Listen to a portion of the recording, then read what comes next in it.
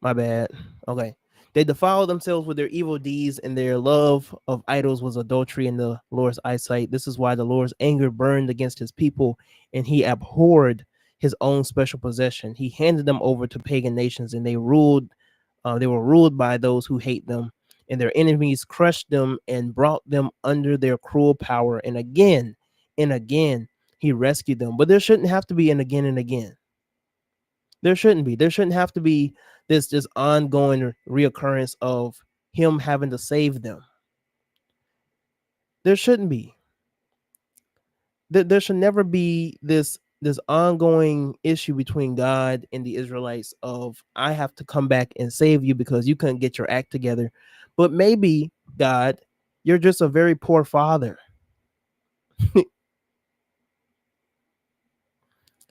Pause due to poor connection.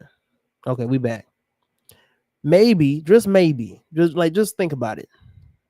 Reflect a little bit. Maybe you're a very poor father. Maybe, just maybe. I'm just saying. Maybe you're a very poor father. Maybe you don't think, like, maybe you just ain't got it all together. What's good, Miss Cam? But maybe you don't have it all together. And that's fine. That's cool. But be honest about it. You feel me? Maybe you don't know everything that there is to know. Maybe you need some extra help. Maybe it would have been better if there was a mother involved. Don't you think? Not just the almighty Lord of hosts, but maybe if there was a mother involved. Maybe if you didn't kick out Asherah, maybe there would have been some balance here. But you don't seem to have any type of like love for these people. You don't seem to have. Come on, Instagram, don't be messing up on me, bro. Instagram trying to mess up on me. What's good, Flame? But yeah, again and again he rescued them, and they chose to rebel against him. Interesting. But they chose to, okay, again and again he rescued, but they chose to rebel against him, and they were finally destroyed by their sin. Even so, he pitied them in their distress and listened to their cries. He remembered his covenant with them and relented because of his unfailing love. Give me a break. Give me a break. So you literally push them off. You give them up to their enemies. You hand them over the pagan nations. Your anger, you can't even control your anger against them.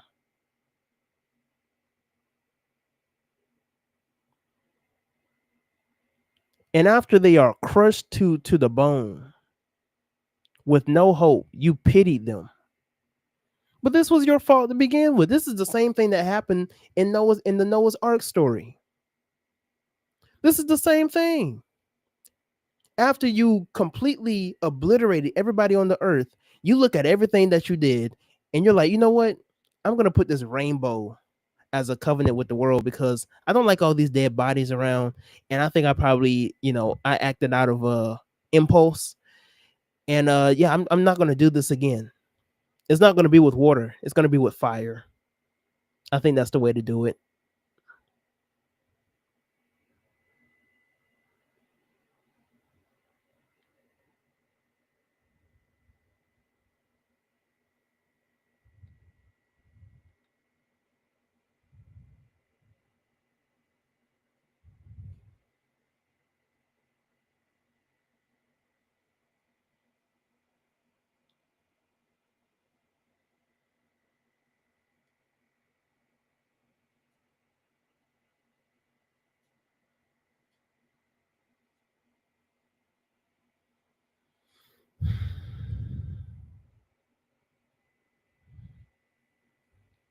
Instagram just cut me out, bro. I'm like, what are we doing? My bad, y'all.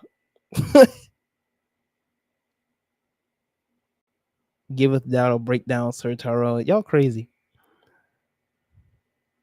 Instagram tripping.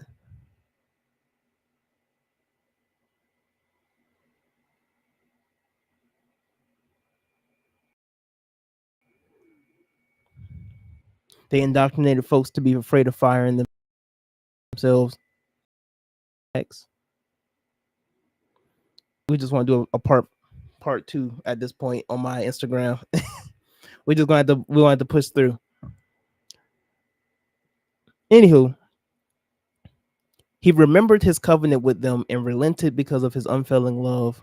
He even caused their captors to treat them with kindness. Yeah, all right. Save us, O Lord our God. Gather us back to from among the nations so that we can thank your holy name and rejoice and praise you. Praise the Lord, the God of Israel, who lives from everlasting to everlasting. Let all the people say amen. No, let all the people say, what the fuck? Let all the people say, what the helly? Like, what are we doing? What in the world? Like, who are we dealing with right now? Like, I don't.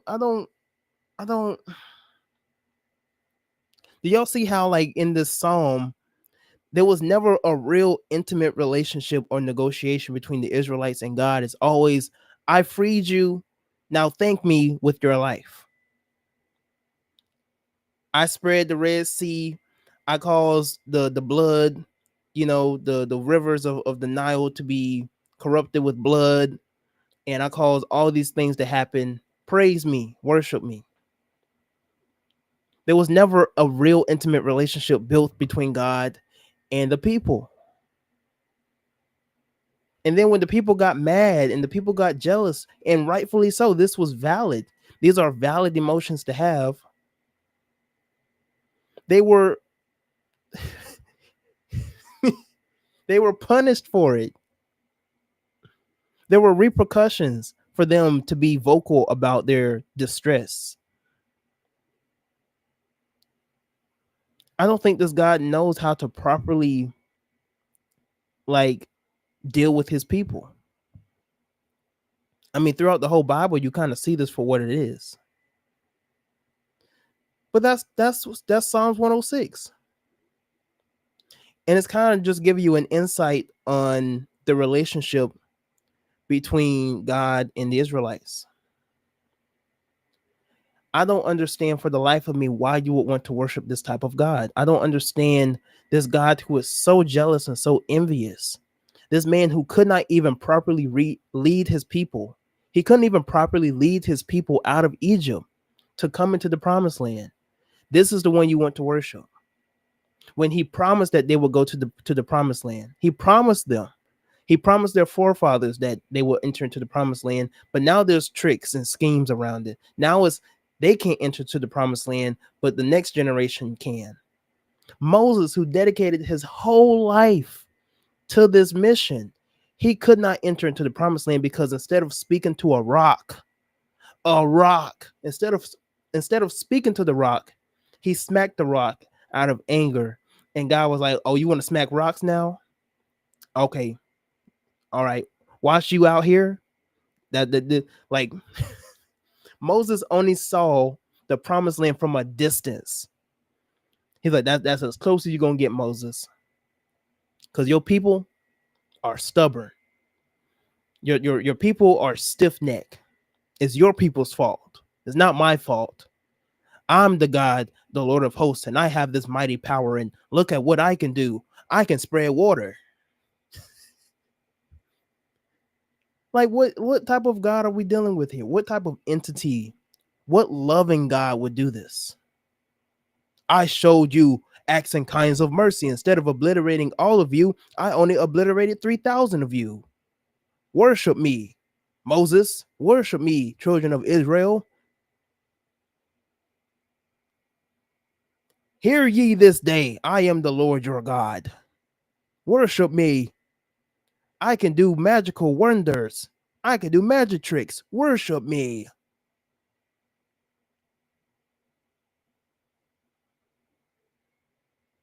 Like, what are we doing? This is your king. This is your Jehovah Jireh, Jehovah Nisi. I don't know, bro. I don't know. This man seems like a trickster guy to me. I mean, this man almost offed Moses as soon as he told him, "Go and free my people." What? Why are we offing Moses now? The book of Exodus would have been, matter of fact, there would have been no Torah. Because traditionally Moses wrote all, the Torah in the first 5 books of the Bible. But Exodus would have been cut very short. I don't understand that.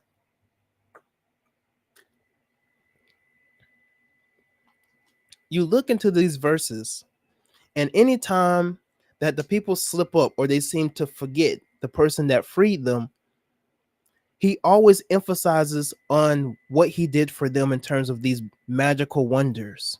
It's never all this beautiful relationship that we built together, all the things that we did together. That's an intimate relationship. If your significant other betrays you, cheats on you, you don't go to them and be like, after all the things I did for you, after all the things I have said about you, after how much money that I spent on you, you don't go to a relationship that way. You go to that person like, after everything we have been through and the relationship that we have built together and all the love and the things that we cherished with one another, and after everything that we have gone through with one another, this is what you're going to do. That's a more authentic way of looking at a betrayal or a loyalty being dismissed. All this is about him. All of it. All of it is about worship me, Moses. Worship me, children of Israel. I did all these wondrous things for you. I did all these magical things for you. And at what cost? Because throughout the whole Bible, the Israelites are continuously in exile. Throughout the whole Bible, they don't win in the end. They don't. So what was the point of having the promised land if they couldn't preserve the promised land? What was the point of them even leaving Egypt to begin with if it was just going to be to their own detriment? I don't think this God is very right in the head. I don't think this God is worthy. I don't think this God is capable of leading. I don't think this God is capable of being above the emotions of humanity, of being above what humanity has to offer and what humanity does. Because why does humanity piss you off so much? And how also is humanity so easy to move your motives? How was Moses, of all people, who has a stuttering problem, he couldn't speak well? Moses, of all people, he was the one that had talked you out of annihilating all the Israelites. You were so furious. You were so captivated in your anger. You didn't think about the promise. You was this close to breaking their promise, their covenant that you made with them. And Moses had to speak sense into you. And y'all, for the Christians and for the believers, y'all didn't think that was a red flag. These people in the book of Numbers, and I'll read it out to you.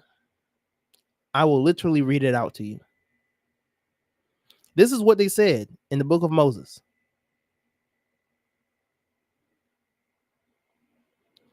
I'm going to try and see if I can pull it up. So the people, and this is Numbers chapter 21, verse 5. The people spoke against God and against Moses, saying, "Why have you brought us out of Egypt just to die in the wilderness? For there is no bread or water, and we loathe this miserable food." So they're saying we ain't got no bread, we ain't got no water, we ain't got no meat. And the food that we got right now is spoiled. The food that we got right now, it ain't doing it. And Yahweh thought, to himself, I am tired of hearing these people complain about not having enough. Don't you see what I did for you back in Egypt? Bro, we in the here and now. Didn't you see the magic tricks I did for you? I mean, that's literally what we just read in the book of Psalms. Don't you see the magic tricks I did for you? Why are you so concerned about what you don't have? You should be worshiping me. So then in verse 6, God sends serpents, venomous serpents among the people, and it bit many people, and many Israelites were unalived.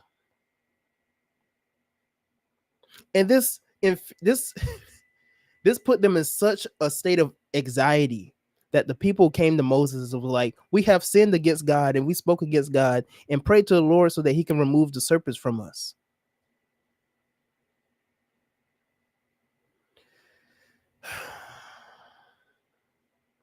This man puts venomous snakes. He inflicts venomous snakes upon the people.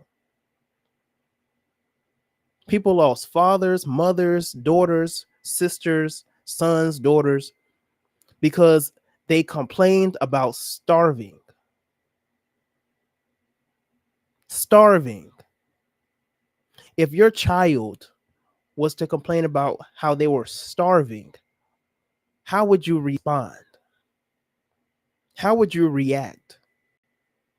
It's very interesting because Jesus critiques this particular incident, in my personal opinion. In the book of John, I believe,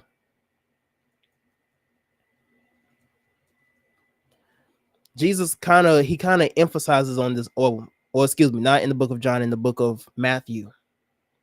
Because when you really read the Gospels for what it is, and if people don't know by now, Jesus is not the son of Yahweh. Uh-oh. Yeah, I don't know if you know that by now. Jesus is not the son of Yahweh. Sorry you got to find it out this way, but the truth shall make you free. Jesus is not the son of Yahweh. As a matter of fact, this is why he has such a issue with the Pharisees, and told the Pharisees that you are of your father, the devil, who was a liar and a murderer from the beginning, because that's exactly what Yahweh was. You know, even in the Old Testament, it tells you that the Lord is a strong ox. He is a man of war. I mean, that's deep, to refer to the all-powerful God as a man of war. That speaks volumes. That can't be unnoticed. That can't be unnoticed. But you go into the book of Numbers, and he is sicking venomous snakes on the people. Like what? There's no excuse for that. But yes, in the book of Matthew, Jesus says, and I believe, in my personal opinion, from my personal studies, that this is Jesus critiquing what happened in the book of Exodus. And so Jesus says, and this is verse 7 or verse 9. He said, which of you, if you have a son, ask for bread, will you give him a stone? And if he asks for fish, would you give him a snake? So if you, who are evil, know how to give good gifts to your children, how much more will your Father in heaven give good things to you who ask him?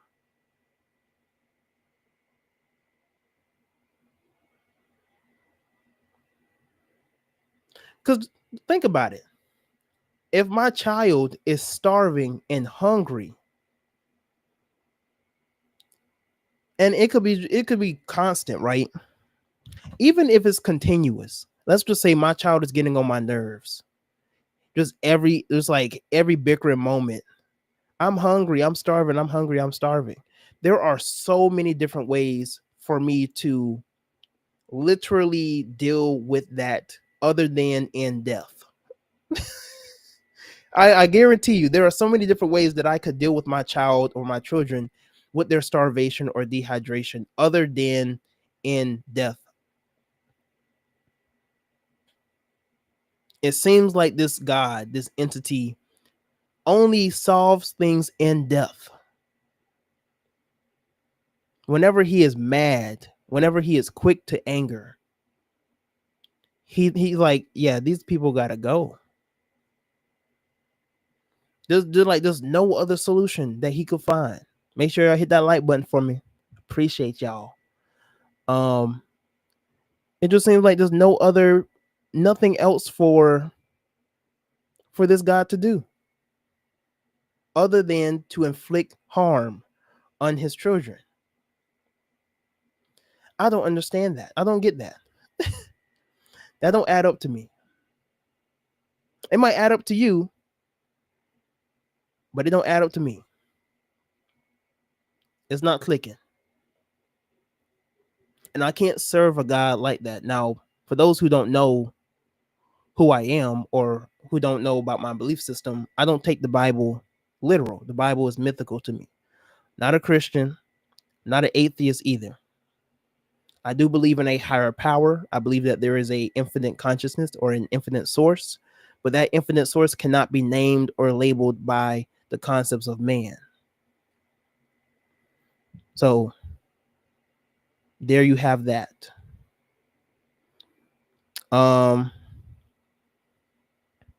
Best viewers. I don't know what the hell that is. Let me read some of y'all comments. You guys should read Exodus 5:22 to 6, 1 through 12. Moses was talking about two different people. One, he said the people who he brought to trouble, and your people you have not rescued at all. It was not God, but a shapeshifter. Moses is in heaven, which is better than the promised land. The people rebelled and were unfaithful after doing their own desires, so God would not give them what they did not deserve. But it wasn't about whether they deserved it or not, because at the end of it, he promised them. He promised that they would go into the promised land. He promised them to enter, that they were going to enter into the promised land. That's why they left Egypt to begin with. That was the original plan. And it wasn't about whether or not they felt like they deserved it. I mean, they suffered 400 years. You don't think after 400 years I deserve the promised land? And if you had an issue with my customs and who I was as an individual, you should have gave me the proper guidance and supervision and support that was needed for me to be the man or the people that you wanted me to be. God did not provide the provision or the support system for these people to transform. He didn't. There wasn't no therapy sessions or like rehab centers for these people to get rid of their pagan traditions and their pagan ways. I mean, for goodness sake, he had Moses up in the mountains for days, and these people are like, bro, we don't know what to do. That's lack of supervision. That is lack of leadership. You don't have a team of people, and then you leave your team of people, and they don't know what to do. And then when your team of people are doing stuff that displeases you, you don't blame them for doing the things that you didn't negotiate with them. You didn't tell them to do anything. And then what, to make it worse, you leave Aaron in charge. Aaron's a pussy. Aaron's a pussy. Why would you leave Aaron in charge? Moses comes back down from the mountains. Aaron, he's like, Aaron, what the fuck is going on, bro? Aaron's like, you know how these people get, bro. They were tested. They be evil. They be on that YN energy. But Moses, you listen. I wasn't trying to deal with all of that. They said they was going to burn me to a stake. I can see, I can just imagine them threatening like Aaron, just bullying Aaron into making the calf. It doesn't make sense. It doesn't make sense at all. That is not a God worth worshiping, personally and respectfully. Like, I don't know if I could say respectfully, but that is not a God worth worshiping. It's about him and us, but to him goes all the glory. He gives us a chance to open his arms to us and tell us to love him and love one another. But the moment we decide not to is the moment we decide to rebel. That is a load of baloney. He's given us the chance to open up to him, and he haven't not once opened himself up to the people.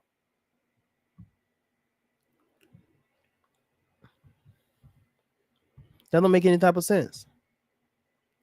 He's not deserving of any type of glory, any type of glazing until necessary. He's not deserving of no type of glory just because he did a couple things here and there. If somebody was to pay off my college loans, the rest of my college loans, appreciate that, big dog. That doesn't mean that I'm in your debt for the rest of my life. Yeah, you did a little thing here and there, but I still got to live life. You think because you paid off my debt, now I have to work for you for the rest of my life? No.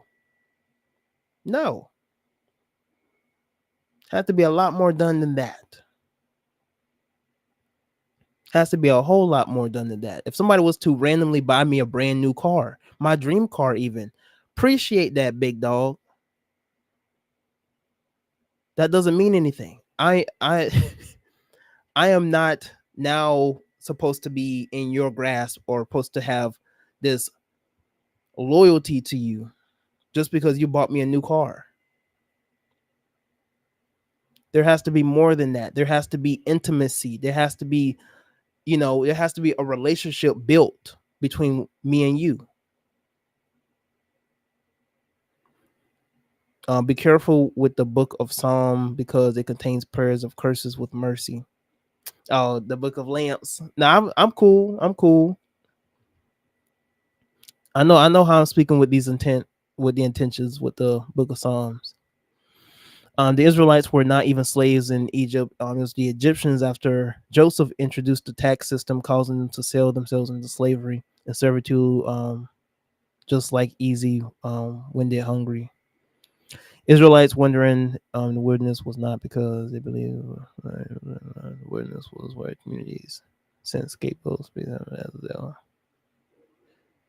They suffered because they rebelled. Almost every time they were enslaved or every time their nation fell was right after they rebelled, and God does give them his world. He gives them a leader to guide them, but of course they always fall short and go after their own desires.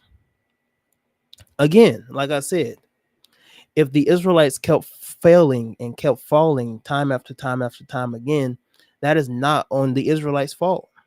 That is on God's fault, because you can't even build a sustainable system for these people to have a sustainable civilization. I mean, Asians, when you study Asian culture, there are people who have dynasties that have lasted centuries.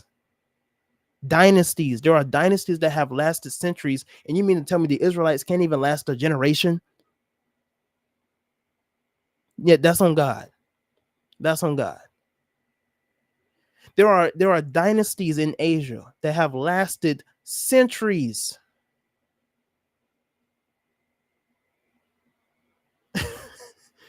Dynasties, empires that have lasted centuries.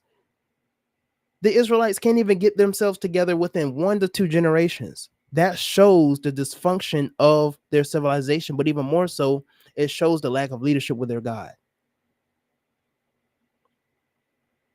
It just shows. That's not on the Israelites' fault. That is strictly, purely on Yahweh's fault. That is God's fault. It's not a choice, it's a force. That's facts too.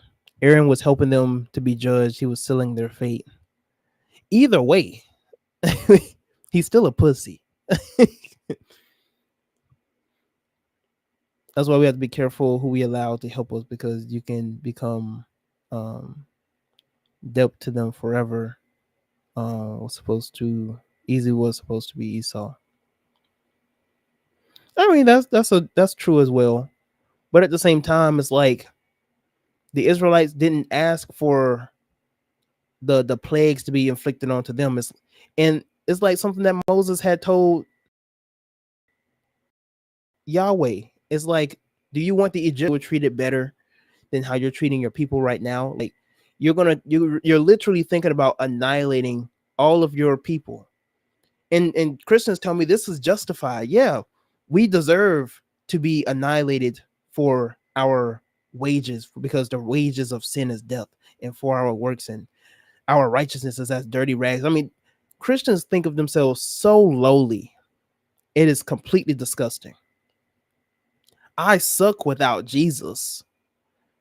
I'm just a nobody trying to tell everybody about somebody who can save anybody. That's a song that was sung when I used to go to church.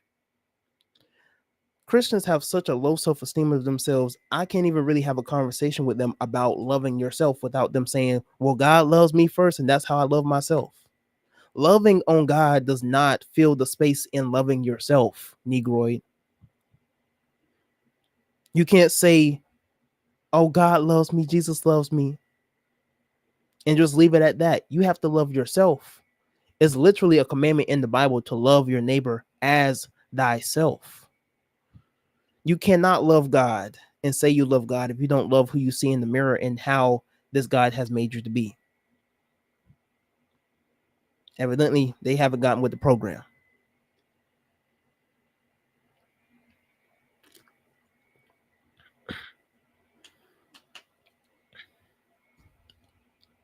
Evidently, they haven't gotten with the program. No, I'm just telling it like it is. They haven't gotten with the program. This God lacks a lot of leadership skills, and it's just very interesting to me that people can't see that for what it is. They can't see that this God is a maniac. I'm a maniac, maniac. They can't see it. I don't know how they can't see it. This God is a maniac. This man, I mean, I could go on and on about that, bro. I can go on and on about that. And when I talk to people about these things, and like I said, they always come from a very narcissistic standpoint. But especially when I talk about like slavery. And I'm like, of all the ways that God could introduce himself, he had to introduce himself through that way. While I was being dehumanized, while my name was being taken from me and my identity was being taken from me. Now I have to I had to fill in these holes that were stripped away from me with the identity of another set of people. Because the Western Christianity that was given to us on the plantation did not advance us as a people. It indoctrinated us. We were indoctrinated with another set of people's personalities and their disorders. Because when we left the plantation, a lot of the people in the community, you know, they didn't have to be there. They didn't need to be a white overseer anymore, because we started to have black overseers. We didn't need somebody up in the church trying to tell us we shouldn't be talking about black pride or coming together, because we had black people who were like Uncle Ruckus and there to keep other black people in alignment. You didn't have to worry about a revolution or something going on in terms of, people organizing and making something happen, because you had black people who were already programmed and instilled with that type of foundation. And this began to recycle generation to generation. And that's the same thing that happens with Christianity. Black people have not thought, so far ahead to really conceptualize the religion they have been given. But I will give us credit that a lot of us are deconstructing. A lot of us are leaving the religion. A lot of us are seeing through the BS. A lot of us realize that we have to get rid of this religion, because if you piss in my water, I will not drink it. I hope people understand that. If you piss in my water, I will not drink it. I don't care how much you try to clean it, and like, I have to throw the whole glass of water out and get another glass of water or make my own beverage. If you piss in my drink, I'm not going to keep drinking it. I don't care how many times you try and say, oh, there's good things here and there's good things there. Hold your nose when you sip on it. Like, Christianity is corrupted. The Bible is corrupted, and I do not think it is wise for you to follow either one. You can learn from it. You can take the lessons that it has to give, but you to follow it, to internalize it, I would not advise you to do.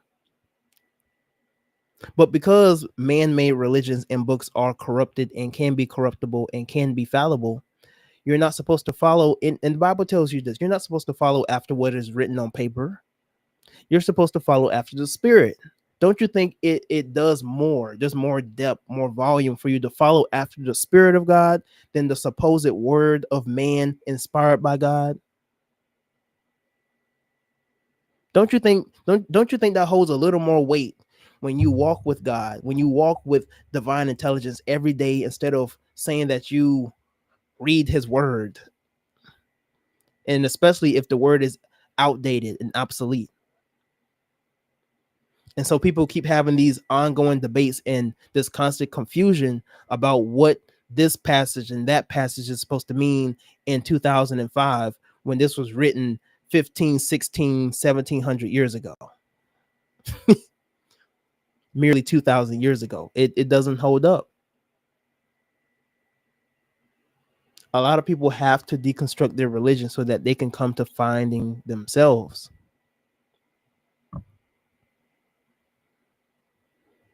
You got to.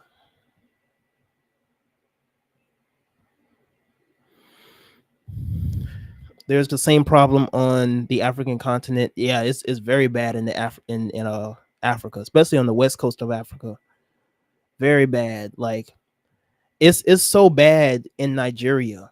It's so bad in different parts of West Africa in terms of Christianity that people will get mad at you for mentioning a black Jesus. This is why I emphasize so much on how when you see God, you see a white man. When you see Jesus, you see a white man. When you say that you are black and a Christian, those two contradict. You cannot say that you are black and a Christian because you're trying to deal with two different ideologies, two different states of mind, two different identities. Because Christianity was not given to you so that you can advance yourself. Christianity was given to you so that you can be subservient to another set of people. Literally, they gave you Christianity to literally make the God in you sleep, to make the divine spark in you sleep. And so now you're content with being a slave. You're content with being humane or a part of mankind. You need to come to discover who you are. You need to come to discover yourself. And knowledge of self is how you are going to break free. But literally, there are Christians out there, there are black people who will get mad at you for mentioning a black Jesus. There was a Hebrew Israelite man who went to go and he went off in Kenya, and they were going to stone him. He was running off from them. He was talking about this in an interview, that they were going to stone him because he told them that Jesus was a black man. And these Kenyans were going to stone him for saying that. That is who you're up against. So you could say all you want in America that Jesus was a black man. What does the majority of the world have to say? If you live in a country where Jesus looks like a certain type of person, and every movie that they come out with Jesus is displayed in a certain type of way, you can have your own individual way of looking at Jesus. But at the end of the day, worldwide and on a national conscience, on a universal conscience, Jesus is a white man. And who are you to say otherwise? You go to all these different types of churches, and you go to, I mean, literally, just you tell me where exactly in America can you go to and see black Jesus in the the little stainless glass windows? You don't see it. And I ain't talking about at grandmama's house where they got the little dreadlock Jesus. I ain't talking about him. Because at the end of the day, the passion of Christ cannot be competed with. It can't be matched.